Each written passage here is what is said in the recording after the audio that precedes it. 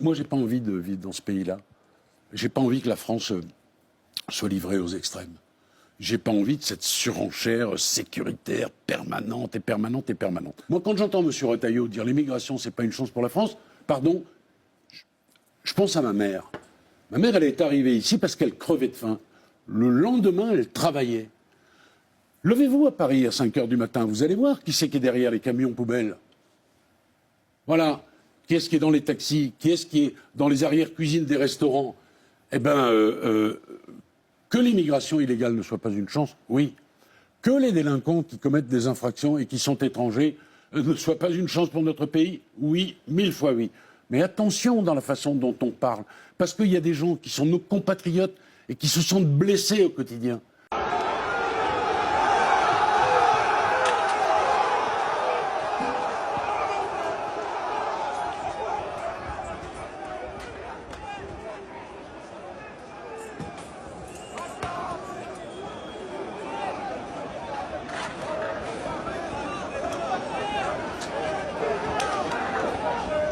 Pendant qu'on s'exprime sur ce sujet, je comprends, hein, évidemment, vous pouvez être supporter de foot, Reda Bellach, mais vous êtes avant tout membre des forces de l'ordre, policier, et ce soir vous êtes un homme inquiet? Alors oui, je suis inquiet parce qu'en fait, je reçois des appels de mes collègues, des textos, en fait, des collègues qui sont au bout du rouleau parce on a des ordres, on a des contre-ordres, notamment surtout sur la direction de sécurité de proximité de l'agglomération parisienne. Donc tous les collègues qui gèrent les commissariats en banlieue à Paris, en fait, ils comprennent pas quoi. C'est-à-dire qu'il y a 3 jours, on apprend déjà qu'on va avoir une parade, on l'apprend par les médias, on l'apprend par CNews, on était ensemble je l'apprends sur ce plateau-là. Donc déjà le dialogue social, je sais pas où est-ce qu'il est. Ouais, bien sûr. Alors il y a un directeur un jour, il m'a dit, il se reconnaîtra peut-être, il m'a dit, oui, il m'a dit une fois, le syndicat n'a pas à intervenir dans l'opérationnel. Vous savez ce que je lui ai répondu? Je lui ai dit, il se trompe complètement en fait, parce que quand l'opérationnel touche les conditions de travail de mes collègues, je dois intervenir. Voilà. Aujourd'hui, on a des collègues, même si c'est une minorité, certains ont demandé des casques depuis des mois, ils n'ont toujours pas de casque de maintien de l'ordre. D'accord? Donc ces collègues, ils sont rappelés. Et le pire du pire, j'ai appris encore tout à l'heure que mes collègues, on les avisera à 1h du matin que ils viennent ou pas sur les champs dimanche. C'est-à-dire que on a été voir des fonctionnaires de police, on leur dit vous mettez de côté votre famille, parce que, alors juste pour qu'on comprenne, parce que c'est conditionné à la façon dont ça va se passer ce soir. Si tout est nickel entre guillemets ce soir, la parade aura lieu. Par contre, si ça part dans tous les sens et que le phénomène n'est pas maîtrisé, la parade sera annulée. C'est ça. Exactement. Et ça, vous aurez la réponse à 1h du matin. Voilà. Donc les collègues seront avisés par texto. Voilà. Donc c'est ça aujourd'hui la police sur la direction de sécurité de proximité de l'agglomération parisienne. C'est comme ça qu'on traite les collègues. On est devenu officiellement que des matricules. Et donc c'est pour ça que je suis un peu en colère, vous voyez, pour un supporter parisien. Donc je trouve ça navrant. Donc à la limite d'espérer qu'il n'y ait pas une victoire. Vous imaginez? Parce que vous dites quand même qu'on après, arrive si je vais essayer de me faire l'avocat du diable. Est-ce que c'est pas inhérent à la situation? En effet, la situation est émouvante et en fonction de la façon dont elle se passe, vous êtes appelé à intervenir plus. Oui, à ce moment-là, vous utilisez la réglementation qui existe dans l'administration. À savoir? Alors à la limite, vous pouvez mettre, par exemple, les collègues en astreinte. Vous leur dites, on vous met en astreinte. Oui, mais ça, par contre, le problème, c'est que ça va coûter un peu cher. Voilà, c'est là où ça me pose problème. On en parlait l'autre jour. Aujourd'hui, on nous demande de tout faire avec peu de moyens. Et quand je vous dis peu de moyens, c'est qu'on ne sait même pas quand les véhicules de 2025 vont être livrés, comment ils vont être livrés et sous quelle forme. Voilà. Donc en fait, on en est arrivé là. Par contre, quand ça va bien se passer, on va nous taper sur l'épaule et nous dire bravo. Les Français aiment leur police et je les remercie. Ils ont super bien bossé, tout le monde est fier de vous. Par contre, les légions d'honneur pour le Bataclan, vous les aurez pas. Les médailles de sécurité intérieure pour les 10 jours d'émeute où on a tenu la France, où on a été à la limite de dire on envoie l'armée, mais c'est la police, c'est la gendarmerie, les BRI, les services spécialisés, les collègues de police secours qui ont tenu la France. Et au final, qu'est-ce qu'on a eu? Rien. Les informations, ou certaines chaînes d'information appelleront ça des scènes de liesse.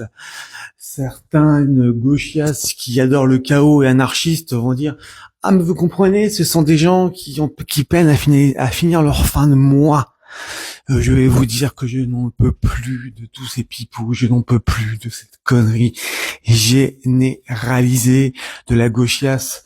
Ce qui s'est passé hier soir, et encore, on ne sait même pas si encore ce matin tout est réglé, est la preuve bel et bien flagrante que toutes les politiques migratoires faites par la France sont un échec complet, que la politique des aides sociales afin justement d'empêcher le chaos est un échec. À l'époque, jadis, pour éviter une révolution, on leur donnait du pain et de l'eau pour l'éviter. De même avec les RSA et autres aides sociales. Bien évidemment, je parle là encore de ceux qui ne travaillent pas, et bien encore pour ceux qui travaillent et qui déplorent effectivement les événements d'hier qui font partie de ces communautés. Et oui, on va encore dire que c'est de la récupération, mais non. Je suis désolé, les personnes qui ont foutu le chaos, le boxon, le bordel, appelez ça comme vous voulez. Pour moi, c'était de la guerre urbaine, ça a été de la destruction gratuite, ça a été des pillages gratuits, il y a déjà des morts. Donc, bien évidemment, indépendamment de ça, je dis également mes condoléances à toutes les familles endeuillées à cause de ces événements d'hier soir, puisqu'ils seront appelés événements et jamais on va appeler ça un échec ou une guerre, tout simplement, puisqu'il s'agit de cela. Ils ont attaqué les forces de l'ordre à coups de mortier, de feux d'artifice. Ils ont pété les stations de bus. Ils ont bousillé et pillé des magasins. Bien évidemment que dans les magasins, à un moment donné, c'est des outils de travail. Donc, bien évidemment, tout ce qui rappelle le travail est inacceptable pour cette ligue de l'humanité. Mais là encore, on va nous dire, mais non, ils s'ennuyaient, mais non, ils voulaient fêter le PSG, non. La vérité, c'est que les vidéos ne nous trompent pas. Les vidéos montrent ce qui s'est passé. À côté BFM qui disait que c'était des liesses ou de la fête, la réalité sur le terrain était tout autre. Policiers pris à partie, périphérique bloqué, Champs-Élysées en mode anarchie, Trocadéro détruite, Paris 17e détruit. À un moment donné, il va falloir peut-être appeler un chat et le vrai problème par son nom. Il y a, pour certains, ce sera un problème d'intégration. Pour d'autres, on commence déjà à trouver l'excusite. Ah non, mais vous comprenez, ils ont pas de quoi manger. Ben non, en fait. Je suis désolé. Déjà, je vous rappelle que ces personnes qui foutent effectivement le chaos et qui détruisent tout sont payées par nos impôts, avec tout ce qui est aide sociale. Hein, bien évidemment, avec notre travail. Je vous rappelle également que ceux qui le touchent ne payent pas d'impôts dessus. Je n'ai pas vu beaucoup de voix de cette communauté se lever par rapport aux dégâts d'hier soir. Je n'ai pas vu le PSG, à part une ou deux exceptions, calmer le jeu. Je n'ai pas vu la gauche déplorer ces événements. Ça a été « non, c'est la fin. Non, c'est à cause de Bruno Retailleau. Non, c'est ceci. Non, c'est cela. » Ben oui, effectivement, vous avez eu votre chaos orchestré afin de pouvoir dire à un ministre de l'Intérieur, bon, qui sert pas à grand chose, hein, parce qu'il est pas forcément, il a pas forcément de pouvoir, mais qui essaie de faire un semblant de fermeté, montrer son échec. On a un monarque qui s'est réjoui sur son trône de voir la France dans le chaos, parce que c'est celle qu'il veut, c'est celle qu'il aime, c'est ce qu'il souhaite pour notre pays. Et vous avez voté 2 fois pour ça. Oui, non, ce n'est pas la récupération, c'est du réalisme. Les Français qui se lèvent comme moi, les Français qui vont bosser, les Français qui ont une famille à nourrir, les Français qui travaillent, les Français qui aiment la France, on en a marre de voir ça tous les jours. Dès qu'il y a un événement comme ça, c'est toujours les mêmes scènes qui reviennent. C'est toujours des cris « fuck Israël » qui n'a absolument rien à voir avec le sujet. C'est toujours ces personnes qui effectivement se sont donné rendez-vous pour piller, et en plus ils ont réussi leur coup. La police, on ne le dira jamais assez, n'est pas armée.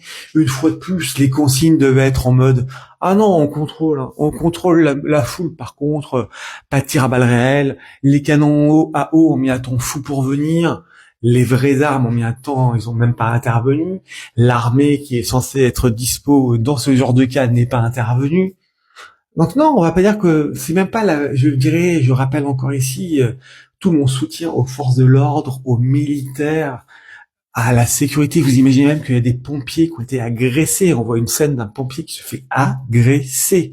Son métier, c'est de sauver des vies. Parfois même de sauver la vie des parents de ces agresseurs. Est-ce que vous imaginez un métier aussi ingrat? Je pense à la santé, je pense aux médecins, aux infirmiers, je pense aux ambulanciers qui sont restés de veille pour ce monde où effectivement on savait déjà depuis longtemps que ça allait être une scène de guerre parce que la réalité elle est là. On a protégé. Est-ce que vous trouvez ça normal que des magasins doivent se couvrir à chaque fois qu'il y a un événement? Ben non, ce n'est pas normal. Et qu'est-ce que nous dit le monarque? Je vais recevoir l'équipe du PSG chez moi. Mais non, en fait. Commence déjà par les gens qui travaillent. Commence déjà par les gens qui, effectivement, sauvent ton cul, clairement. Commence par recevoir les policiers, l'armée, si elle bouge, les ambulanciers, les pompiers, les vraies personnes qui rapportent une valeur, une plus-value à ce pays. Mais même les recevoir à l'Élysée, c'est même pas suffisant. Remercie-les. Paye un petit peu quelque chose. Donne-leur des moyens de lutter. On ne le dira jamais assez. Il y a les moyens de lutter. La police, la BAC et tous ces associations, tous ces groupes ont les moyens d'intervenir contre cette haine sur pattes, tout simplement, si on leur donne les consignes. Mais bien évidemment, une fois de plus, on se couche devant le Qatar, une fois de plus, on se couche devant cette délinquance, une fois de plus, on se couche devant la déliquescence de notre pays. On va avoir des beaux discours une fois de plus, et encore, ça m'étonnerait qu'on ait beaucoup de messages, on va plutôt avoir des félicitations. Oh, il y a eu 300 interprétations. Oh, il y a eu que 500 véhicules qui ont été brûlés au lieu de 350. Oh, non. Ce n'est plus possible. Donc oui, je ne sais pas. Pour moi, il n'y a pas d'extrême droite en France. Donc ce n'est pas un vote d'extrême droite qui a effectivement gagné des voix hier soir. C'est pas un vote d'extrême droite, c'est un vote des travailleurs. Imaginez les auto-entrepreneurs. Je n'ai même pas encore été voir parce que je connais des entreprises des auto-entrepreneurs qui ont créé leur propre boutique. À Terne ou à Trocadéro, j'en connais. J'ose espérer que leurs boutiques n'ont pas été saccagées. Je n'ose même pas aller regarder cette boutique à laquelle je pense de tout mon cœur, qui j'espère n'a pas été bousillée au sein des Trocadéro. La Défense, pareil. Le périphérique bouché, Porte Saint-Cloud, des incendies, des poubelles balancées, des policiers blessés, des projectiles jetés, des femmes soi-disant qui ont été soutenir le PSG. Alors déjà, quelle idée d'aller soutenir le PSG, d'aller fêter la victoire sur les Champs-Élysées. Bon, admettons, c'est peut-être ça qu'il faut faire. Mais vous savez très bien ce qui allait arriver. Je ne dis pas que vous l'avez mérité, bien évidemment. Je dis simplement que sachant ce qui se passe, jamais une seule seconde, je n'aurais emmené ma famille, mes amis. Je ne souhaite même pas à mes pires ennemis de se retrouver au plein milieu de ce champ de mine qu'étaient les Champs-Élysées ou Paris hier soir. C'est inacceptable. Les Français, on en a ras-le-bol, et arrêtez de nous dire que c'est la récupération, et arrêtez de nous dire on vous aime pas. La réalité, c'est que qu'importe la réalité, mais pourtant elle est bien là, c'est toujours les mêmes qui cassent l'outil de travail d'autrui, c'est toujours les mêmes qui ne respectent pas la France, c'est toujours les mêmes qui cassent, c'est toujours les mêmes qui pillent, c'est toujours les mêmes qui payent également, sans compter que bien sûr on sait très bien que derrière toutes ces émeutes sont orchestrées en parallèle, un chaos organisé. On sait très bien d'où il vient, on sait très bien pourquoi il vient. Je ne cesse de le répéter, et plein de politiques l'ont déjà dit, quand il y en a des vrais, j'en parle par là, les émeutes qui ont été testées chaque jour un peu plus loin, elles amènent forcément tous à un événement comme hier soir. Et je crains, si on ne bouge pas nos fesses, si le Français ne vote pas, et même si effectivement il faudrait voter encore pour un ministre qui a des coronesses, ces scènes d'hier soir vont se répéter.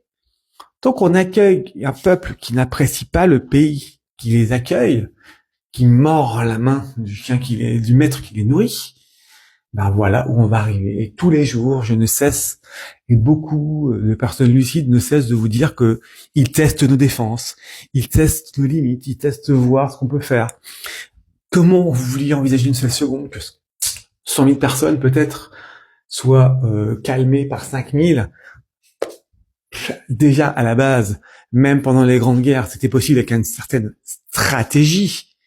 Les très anciennes guerres, mais pour un moment donné, il faut avoir une stratégie, il faut avoir des outils, il faut avoir des moyens d'intervenir. Donc effectivement, il s'agit pas de cela, il s'agit à un moment donné de donner les moyens, des vraies consignes à la police, à l'armée, aux gens qui nous protègent, de faire face à cette population enragée, assez barbare, parce que c'est bien le terme, eh bien oui, peut-être que ma vidéo va être effectivement strikée, mais à un moment donné, je n'en peux plus de ce pays, et je sais comme moi, il y en a beaucoup de Français, de Françaises, d'auto-entrepreneurs, de travailleurs, même des personnes issues de ces banlieues et de ces communautés qui n'en peuvent plus et qui sont exaspérés de voir tout ça. Bien sûr que je pleure pour ma France. Bien sûr qu'effectivement j'ai le cœur meurtri pour toutes les victimes et jamais ce sera excusable. Mais il est où le temps de la France qui était souveraine? Il est où le temps de la France qui savait se défendre chez elle? Il est où le temps où les familles éduquent leurs enfants? Donc oui, certains diront que c'est la récup, d'autres diront que c'est des fascismes, d'autres diront que c'est l'extrême droite. Moi, je dis tout simplement une réalité, c'est un pays qui mérite mieux, la France mérite mieux. Les populations, y compris celles qui ont foutu le dawa, j'entends ceux qui bossent réellement, méritent mieux. Tout ce que vous faites là, c'est effectivement vous stigmatiser, c'est effectivement tout simplement porter préjudice à votre communauté, c'est effectivement mettre à mal un pays qui vous accueille, mettre à mal un pays qui a fait beaucoup de choses pour vous donner des moyens de vivre chez nous. Mais je vais être très clair avec vous, vous n'êtes pas content, vous cassez, il y a que les mêmes qui cassent toujours. Dans notre pays, on est pareil? Non. Donc à un moment donné, je ne suis pas fasciste, je ne suis pas extrémiste, je suis pas radicalisé, et pourtant, je cache pas que fasciste, c'est à la limite, je vais vous dire même, être d'extrême droite. Quand j'aime ma France, quand j'aime ma famille, quand j'aime les valeurs et la tradition, c'est limite un compliment. Mais là, je n'en peux plus, je suis simplement réaliste, je constate des faits et j'en ai marre de constater. Et je pense qu'on est bien nombreux à en avoir marre de constater. On veut des actions. Et là-dessus, quand on voit que notre vieux ministre des Sceaux nous sort « Je veux pas vivre dans un monde où il y a de l'insécurité permanente », t'étais au pouvoir, tu as fait quelque chose dans ton pouvoir, tu n'as rien fait. Tout ça, c'est effectivement le syndrome du laxisme, de la gauche, des populations effectivement accueillies sans leur apprendre l'amour de la France. Les Italiens, est-ce que c'est déjà arrivé qu'ils foutent le dawa comme ça? Non. Les Juifs? Non. Les chrétiens, les Chinois, non plus. Les Français, quand vous allez voir soi-disant les manifestations soi-disant d'extrême droite, il y a le chaos pareil? Non. Tout cela est le fait des mêmes personnes, des mêmes politiques qui essaient d'avoir une récupération réellement politique en s'attribuant des électeurs. Bien évidemment que je hais LFI et ses frères, et je hais tout ce que représente cette population d'hier. La haine n'est pas la solution, mais à un moment donné, il faut de la sécurité. Il faut redonner les moyens à la police d'assurer sa mission première. L'État doit comme recommencer à assurer ses missions premières. Protéger son peuple. Avoir des pouvoirs.